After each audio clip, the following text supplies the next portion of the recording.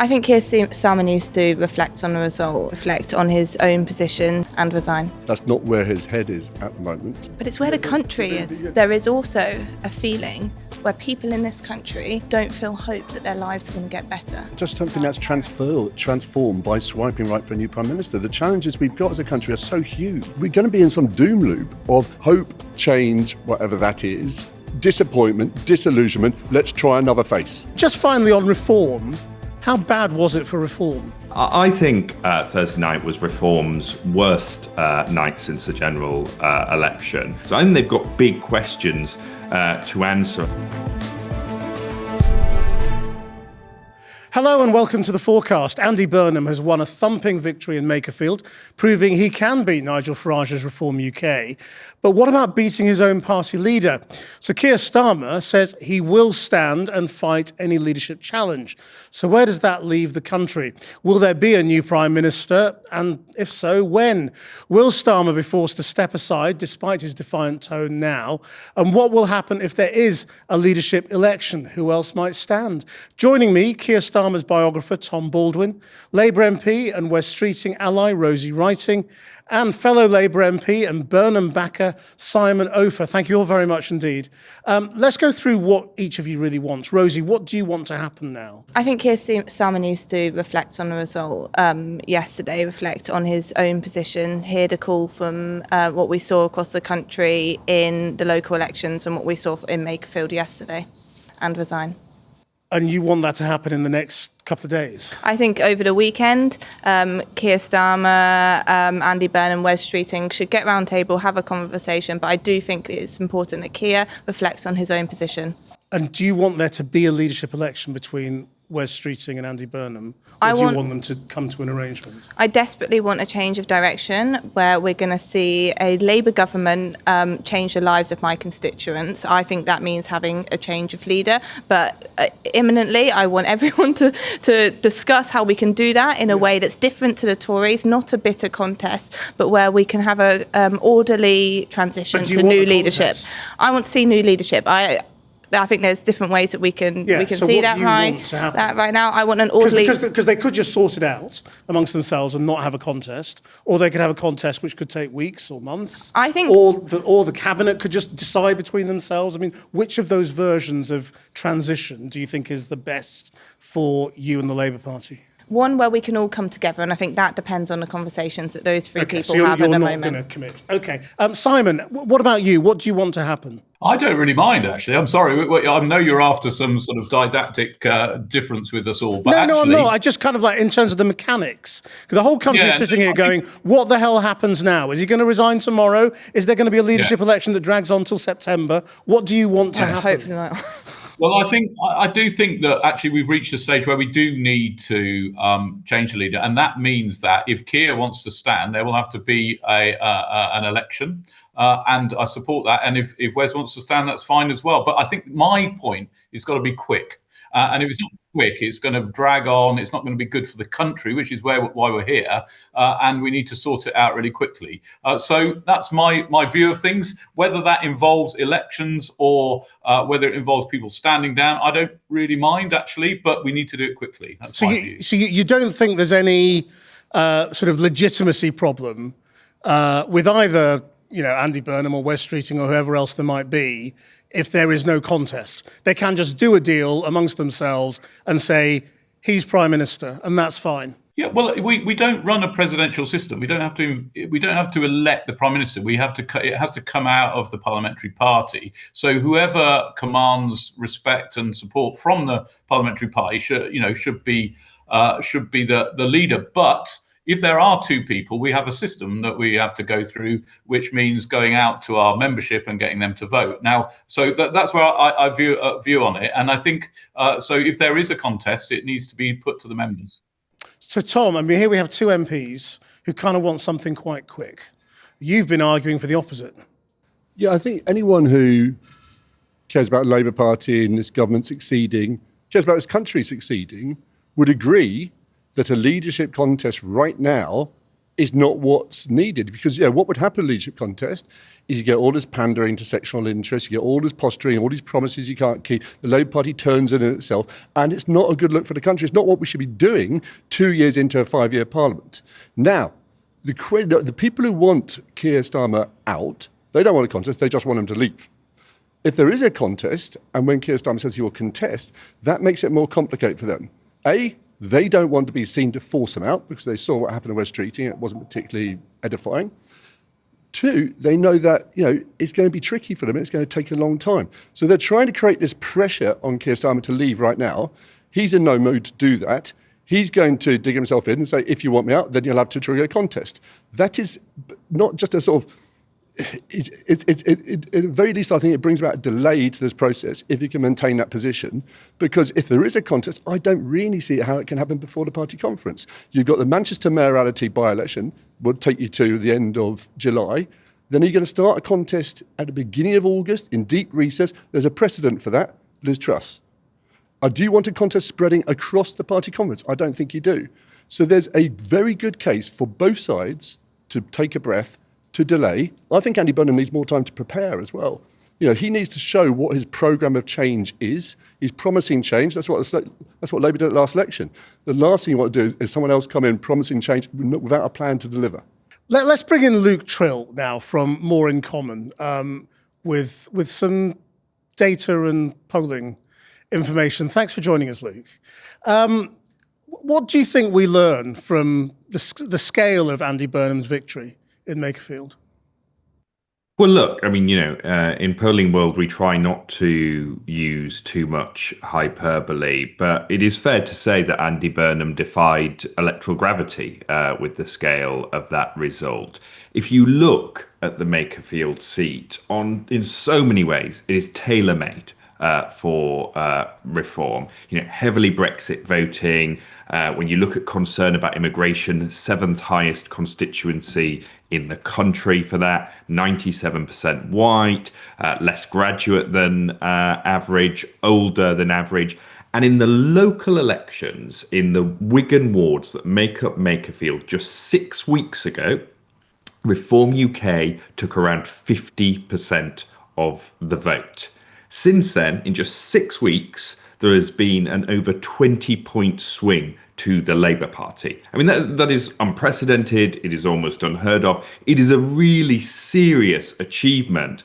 And the 2 tests which Andy Burnham set himself in running for that seat were, firstly, could he win on turf which is very friendly to reform and perhaps peel back some reform voters? Tick, yes.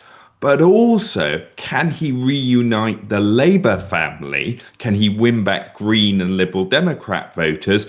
Also tick, yes. He squeezed those voters and they came back and gave him a really impressive vote share. So it's very difficult to say anything other than it was an extremely impressive result. How big a leap is it to say, well, if he can do it there, he can do it anywhere? Well, look, we know that Andy Burnham has a particular appeal, having been mayor of Greater Manchester. He has a track record in the area. He's well known. He doesn't have that everywhere. But I would say a couple of things. Firstly, that when I've done focus groups in places like West Yorkshire, on the other side of the Pennines, even in places like the East Midlands, I've had people say, oh, we'd like to have our own Andy Burnham here to stand up for us. And of course, they do have their own mayors, but they're slightly less high profile. The second thing to say is that when we have conducted hypothetical polling, and I have to put a caveat in there that it is hypothetical, these things change when they become a reality, it does look like the shift from Keir Starmer to Andy Burnham leading the Labour Party leads to an increase in the Labour vote, a bit of a decline in the Reform vote. It wouldn't necessarily lead to a huge Labour lead, but certainly a better position than now. Now, whether that hypothetical vote is realised, I actually think will link a lot to the nature in which Andy Burnham becomes leader, because where I agree with some of the others who've spoken is that if he has to go through a very protracted, very aggressive leadership contest, there's a risk he arrives in that new job already a bit tarred by it. So, it's not for me to offer the Labour Party strategic advice, but some way of Andy Burnham being seen to bring the party together if he's going to become leader would seem to be the better way. And just finally on reform, how bad was it for reform? And, how far away are we from saying, oh, maybe they've peaked? They've had two disappointing by-elections. Maybe it's not going their way. I think Thursday night was Reform's worst night since the general election. It's not just two by-elections, actually. It was Gorton and Denton, Makerfield, but also that Caerphilly by-election where they were expected to do well and didn't. And on top of that, I also think they will be worried by the fact that the Conservatives won that Aberdeen South by-election, because what that shows is that the Conservatives are still there in the fight for the right. Reforms still they don't yet dominate the right entirely. And that is a risk to them. Now, look, you can overstate this narrative. They've still led in the polls for over a year. They did very well in the local elections. But I think those twin factors of underperforming in Makerfield, the Conservatives having a good result in Aberdeen South, and the fact that Restore UK, didn't get into double figures, but they got 7% of the vote. And if something close to that, or even half of that, was replicated around the country, that would hurt Reform too. So I think they've got big questions to answer, and they might want to take a sort of strategic refresh, because I don't think they ran that campaign well.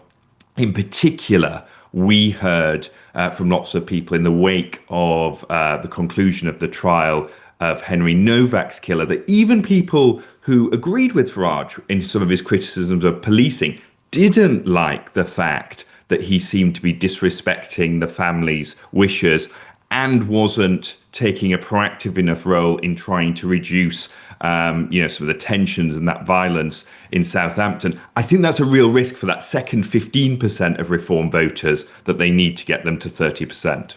Simon, I'm sure you'll take great joy from lots of what Luke just said. But if your man is going to become Prime Minister quickly, as you want, he hasn't had time to write a plan for the country, has he? Isn't he going to end up in exactly the same position as Keir Starmer, where you come into power on a popular wave, you think, you make all the difference because it's you and not them, and you haven't had chance to write a plan and to really work out what you're doing? I think Andy has got a plan. If you listen to him, he's quite clear about what he wants to do. It's about shifting power properly away from Westminster. It's about, putting our essentials under public control. There's a lot of things about social housing, raising taxes, slashing business rates. He's got a plan. He's had ages, 9 years. It's all very broad brush, though, isn't it? It's vague and it's principled. It's not the nitty-gritty detail of what government really means. No, but I think there's a real danger if we pull this out. As Luca just said, we've got to come to a quick resolution here and get on with governing. And I think the one thing that really will clog up the government isn't Andy getting in now. It's if we extend this leadership election into the autumn. So what I would say is, I know it's unpalatable to supporters of Starmer, but we need to move quickly on this and not let it extend any longer than we have to. And so, I think then that will be much better for the country. And I think Andy has got a lot of really good ideas. There's some needs working out, of course, but then that's always the way in politics. But he's got some really fantastic policies, and that's actually why he's so popular, because he's got a different way of doing things as well in politics, and he's much more open, and he unifies the progressive vote as well. So look, I think he has got some really good ideas. That's the answer to your question, and I think we need to get through this really quickly. Otherwise, I'll be here in 3 weeks' time, probably talking to you about exactly the same thing again, and I don't want to do that. Tom? Those are good ideas. There's such good ideas that the government's already doing them. They are devolving power to city mayors. They are building record numbers of council houses. They are investing for the long term. There's a real problem here, because I get that Andy's supporters feel they've got momentum, they've got to move fast here. But momentum can also take you to places you don't want to be. And I think if we've learnt one thing over the last 22 months, is going into Downing Street without a really good plan for exactly what you're going to do can have bad consequences.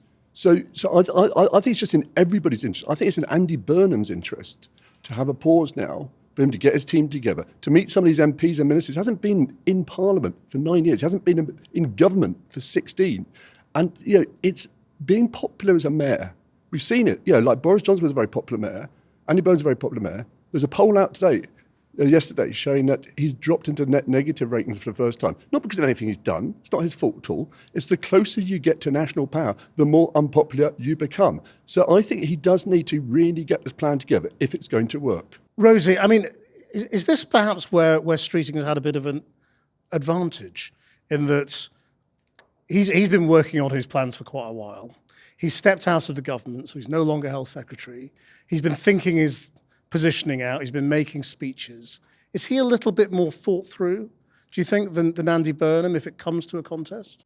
No, I think Andy Burnham has been fighting a by-election for the last 6 weeks. So understandably, his focus and what he's talking about has been both to the voters of Makerfield, but what he can do for Makerfield. But I do think there are important conversations, both as a party and as a country, that we need to have. And that is why, actually, I think that we need an orderly transition and a change in leadership. Otherwise, conversations like how are we going to fund defence, what is our relationship with the EU, are going to keep causing divides within the party and therefore divides in the country as well. So where is Wes on all that?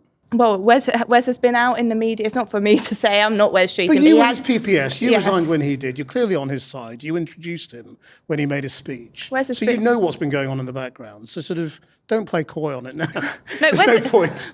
Wes has been out in the media over the last few weeks since his resignation, making the case for all kinds of things, whether it's economic policy, relationships with Europe, and doing that with in the back of his mind, knowing that there's a really important by-election happening in Makerfield. I do think these are conversations that we need to have as a party. But in order to have any of those conversations, the first thing that we need to see over this weekend is Keir Starmer accepts that his leadership is not the best thing for our party and our country right now, and then set out a timetable for his resignation.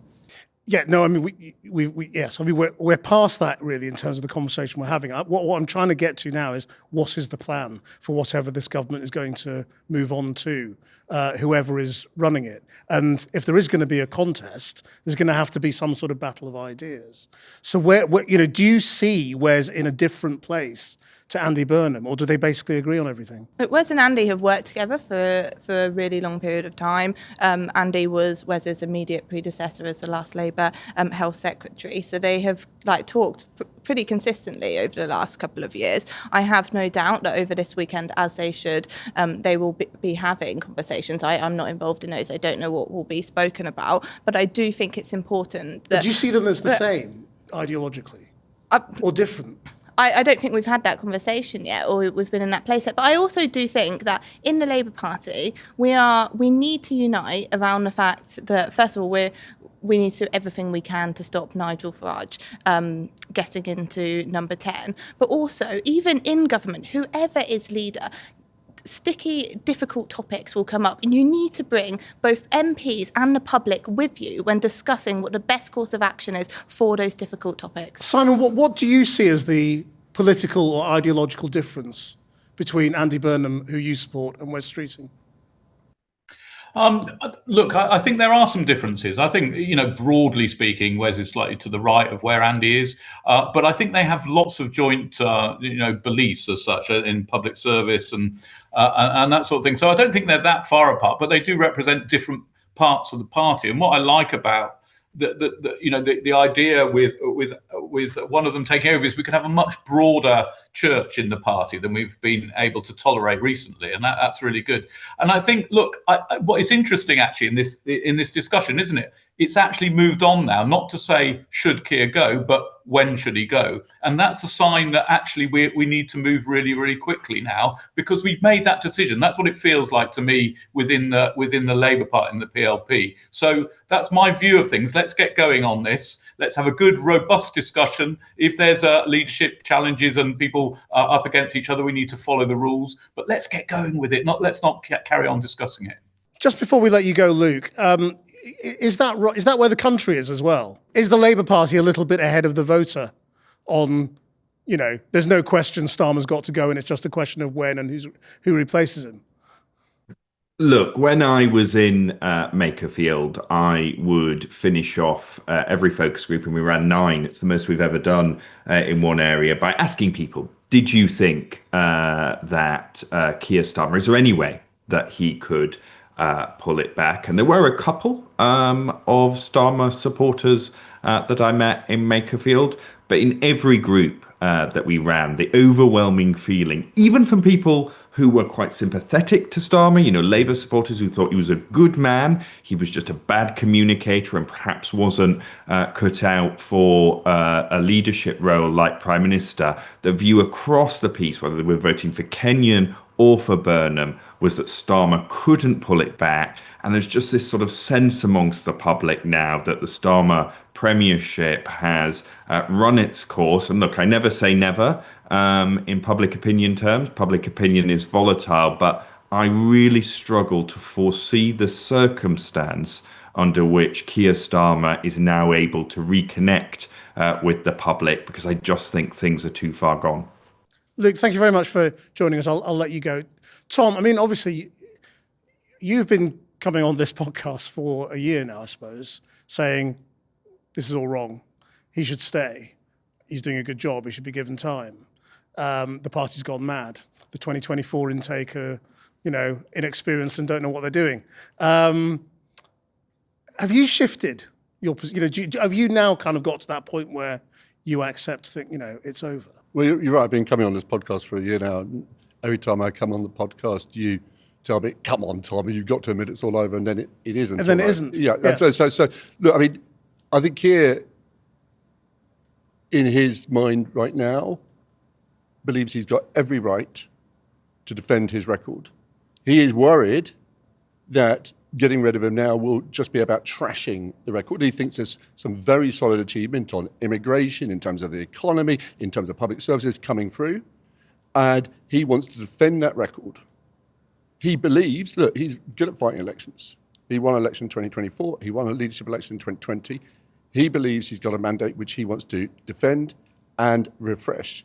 Now, what is interesting is there is now an almost explicit recognition by the people around him that there will come a moment when this issue around the leadership needs to be resolved. They recognise that there's deep frustrations about Keir's style and his communications. They recognise the concerns about direction of the government and mistakes that have been made. But recognising that there's going to be a leadership moment at some point does not preclude him standing. And that is what is giving some of the people around Andy Burnham in particular pause for thought, I think. Because to force him out now, that's what they want to do, because they don't want to have a leadership contest. They don't want to have to go up against a serving Prime Minister. There's not a lot of precedence for this sort of thing in the Labour Party. Keir's people think actually the gap between Burnham and Starmer among Labour Party members could be closed. I don't know whether that's true, but you're certainly making it much, much more difficult for them to take over. And I don't think that's necessarily a bad thing for Andy Burnham. Who do you think he's listening to? It's funny, his demeanour in the last couple of days has been strangely calm and sort of almost jocular. Well, he's decided around it all. He seems like he's sort of, a lot of the stress around the thing seemed to have sort of fallen away a bit, I thought. Look, I think if Keir was convinced that him leaving would be in the interests of the country, he would.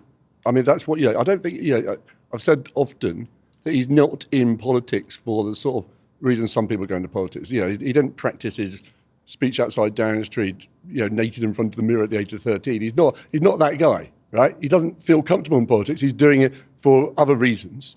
And if he thought that his remaining in Downing Street was bad for the country, he would go. He has not reached that stage yet. I think he's genuinely concerned about the prospect of a change at this stage. He's concerned about what the alternatives might be and whether they, he doesn't have all the all the qualities you want in a Prime Minister. I think we all get that. He's not going to be charismatic, he's not going to be inspiring, he's not going to make the greatest speech ever, but he has some of the qualities you do want in a Prime Minister. Now, they're necessary qualities. They may not be sufficient, but if he goes, I think we might miss them. Therefore, I think there's reason for people to pause. In moments like this, you can take a hasty decision, you can feed the media frenzy, you can go into that carnival of chaos that they love so much, or you can try and take a cool-headed decision and do the right thing by the country. That's what I'm advocating. Rosie, why do you think we're past that point? I believe I can only speak for myself and kind of the journey I've gone on with this. I did take a moment to think. I saw my hometown Kettering turn reform last year in the local elections. Some of the most deprived areas of my community turn out in waves that I have never seen before. And I'm not someone who practiced my speech as a 13-year-old. I came into politics from the private sector. I was not in this world before I walked in to Westminster.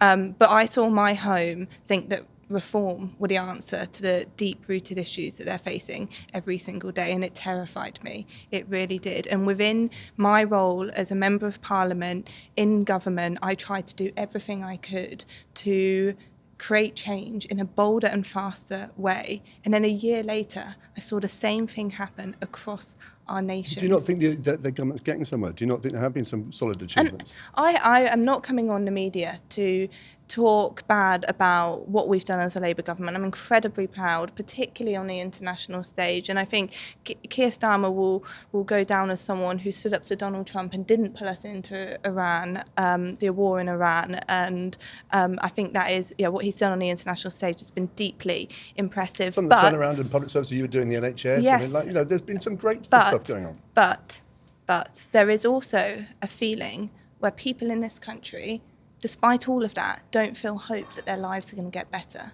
They don't feel hope that they're going to have more money at the end of the month, some breathing space. They don't feel hope that, for my generation, that their living standards are going to be better than our parents. That's transformed by swiping right for a new Prime Minister. The challenges we've got as a country are so huge. I think it's transformed by bigger and bolder policies that, unfortunately, I've got to a place that I don't think Keir Starmer is going to deliver. And that makes me sad.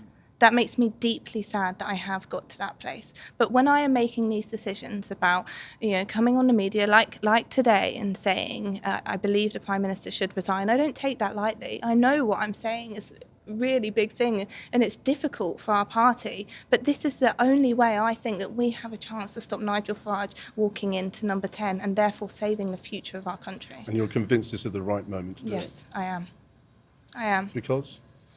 Because I don't think we can waste any more time in government. We've already seen over the last few weeks and months that decisions are not being made at the pace that we need, the tough decisions. We're not bringing the country with us with the arguments that need to be made. We're at a standstill, and I do think it is now that is the time that we need a change in direction and a change in leadership. What is it about Andy Burnham or Wes Streeting that makes you think that's going to transform things? Well, first of all, what we saw, actually, I would say in the local elections in Wes's area of Redbridge, but also with Andy Burnham yesterday, is that when you do put hope back on the ballot paper, and even with a Labour rosette next to that hope, people are willing to come back to us. But time and time again, on the doorsteps in Kettering a year ago, in the local elections, and when I was door knocking in Makerfield as well, Keir Starmer was coming up as a reason that people didn't feel like the Labour Party was on their side. That if Keir Starmer had Wes Streeting on one shoulder and Andy Burnham on the other, and they were pulling together as a team and telling everybody how brilliant they are and how they all agree, and that they've got this man in the middle who is now pretty battle-hardened and knows what he's doing on the international stage. That's a pretty good lineup, isn't it? I think that Keir Starmer, Wes Streeting, Andy Burnham having a conversation, I'm not going to picture it, them two both on Keir Starmer's shoulder. That is a nonsense. That's not going to happen. Wes Streeting, Keir Starmer and Andy Burnham are not going to go into a room on Monday and sort this out. I think they should, for the sake of our country and the sake of our party.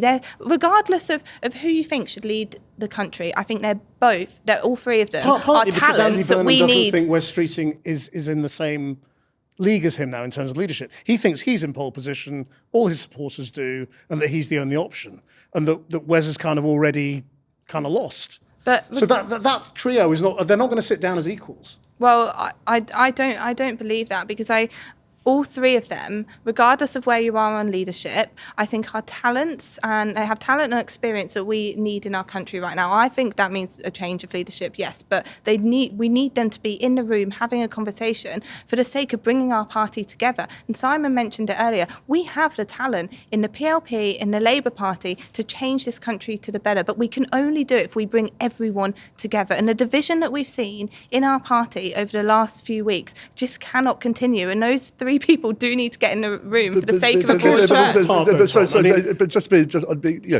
The division began when people like Wes Streeting resigned from the cabinet with the express intention of bringing Keir Starmer down. Well, it didn't begin. I don't believe that. What I'm saying is that there's something slightly odd about wringing our hands and saying, "Oh my God, it's awful, all this leadership speculation," from people who have been responsible for the leadership speculation. So you can't say the best reason to replace Keir Starmer is because of all the people who want to replace Keir Starmer. It is. I think this has been a huge distraction. I think we've lost months of change. I think we're going to lose more months of change. I don't think the solution is to crash into this now, because we're going to be in some doom loop of hope, change, whatever that is, disappointment, disillusionment. Let's try another face.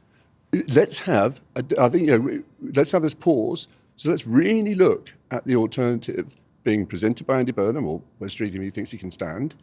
Let's look at the record of the government. Let's have a debate about where this should go and pick the right moment for this. But doesn't that do exactly what you're saying, Tom? That by not accepting what appears to be blindingly obvious. Well, it's blindingly obvious every time I come on this podcast. Yeah. Well, it has been, and we're going in one direction, and we're just sort of moving further along the line. And yes, you can always slow it down and you can always resist, but you get to a point where you are Boris Johnson or Liz Truss saying, no, I'll fight on, when you're just about to give up.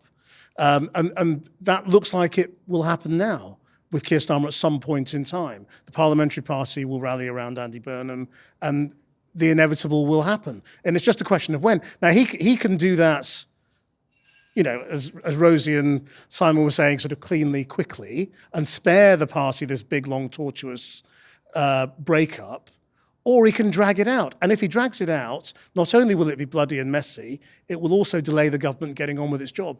So your argument is that by refusing to leave, he is responsible for all the leadership speculation and turmoil around his position? No.